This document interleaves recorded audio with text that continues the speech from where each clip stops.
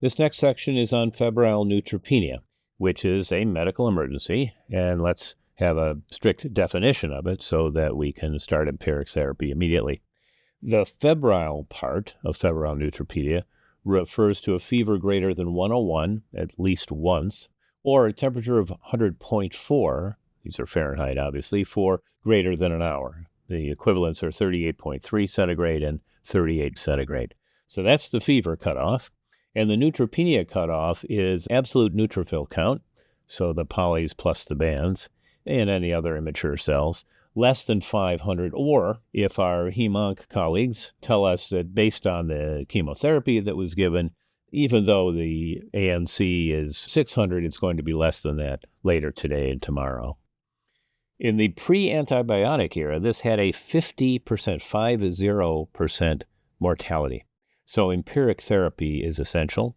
And the approach to empiric therapy is to give monotherapy with a drug, a beta-lactam drug, that will have coverage for most Pseudomonas aeruginosa. The recommended regimens to choose from are piperacillin tazobactam, imipenem or meropenem, and cefepime.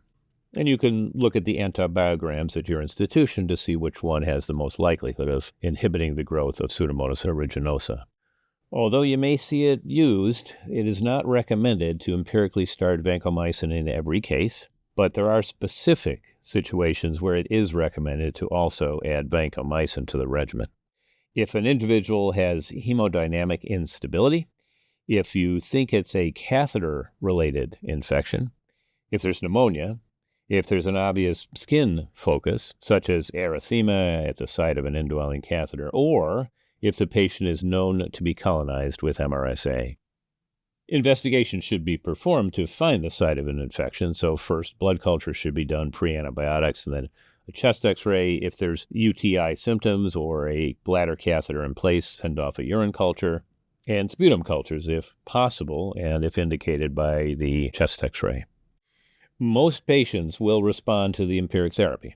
However, if they do not, in 4 to 7 days, the most common reason for the antibacterial therapy to fail is a fungal infection. So empiric antifungal antibiotics should be given, and these should be in the echinocandin class. So caspofungin, micafungin are the preferred agents.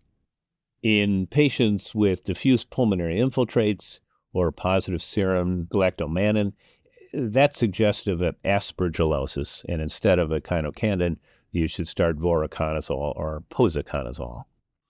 Prophylactic antibiotics are considered in patients very rarely for febrile neutropenia, but there are clear guidelines from ASCO and IDSA related to this. Prophylactic antibiotics should be given to individuals who are at extremely high risk of having febrile neutropenia, and this is defined as those expected to have an ANC less than 100 for at least 7 days.